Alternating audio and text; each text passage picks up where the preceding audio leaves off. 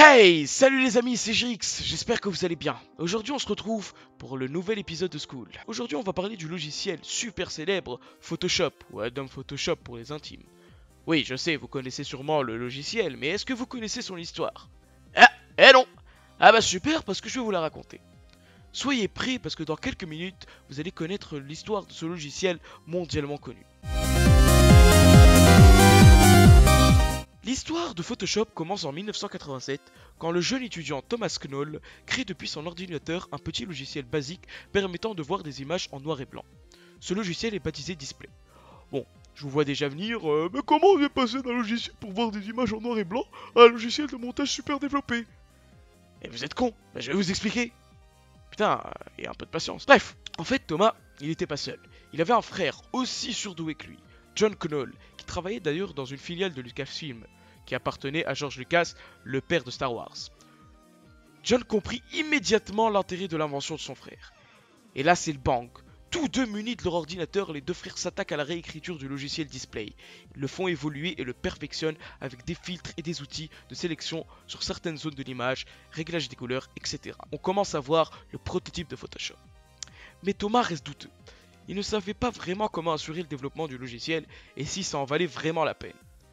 Mais lorsque son frère lui montra la première photo retouchée avec Display, qui était d'ailleurs celle de sa fiancée sur une plage de Bora Bora, il ne lui était plus possible de reculer. Les deux frères se remettèrent au travail et grâce à une de leurs relations, trouvèrent enfin un nom au petit logiciel révolutionnaire. Photoshop est né. C'est pas fini. Encore et amélioré en fonctionnalité, le logiciel Photoshop sera pour sa première commercialisation produit à 200 exemplaires seulement et fourni en bonus avec l'achat de scanners du fabricant Barnescan dont il prendra d'ailleurs le nom. Ce résultat médiocre conduit ensuite Thomas Knoll à s'adresser à Apple avec une issue tout aussi décevante. Et c'est finalement encore grâce à son frère John, entré en relation avec Adobe, que l'histoire de Photoshop va prendre enfin son envol. La marque déjà célèbre depuis le lancement du célèbre logiciel de dessin Illustrator, il aura fallu moins d'un an pour que se déroule toute cette histoire. Dès le début de l'année 1988, c'est avec l'appui des ingénieurs que les frères Knoll continuent à perfectionner le logiciel Photoshop. Le résultat, la version Photoshop 1.0 commercialisée en 1990 sera un succès immédiat et ne se démentira plus. Le petit logiciel Display est devenu et restera une référence absolue en la matière. Elle est marrante cette histoire. Vous voyez comme un petit logiciel très basique peut se transformer en un logiciel super complexe et monstrueux utilisé par tous. Ça donne un peu une confiance en soi. C'est vrai que vos projets au début peuvent être médiocres, petits, sans intérêt. Mais si vous les développez, si vous y mettez à fond, peut-être que vous pouvez devenir quelque chose d'immense. On ne sait pas. Donc gardez confiance en vous.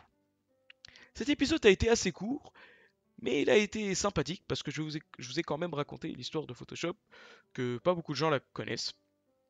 Donc n'hésitez pas à lâcher un like, un petit commentaire, de partager la vidéo si elle vous a plu, et si vous avez des amis qui utilisent Photoshop.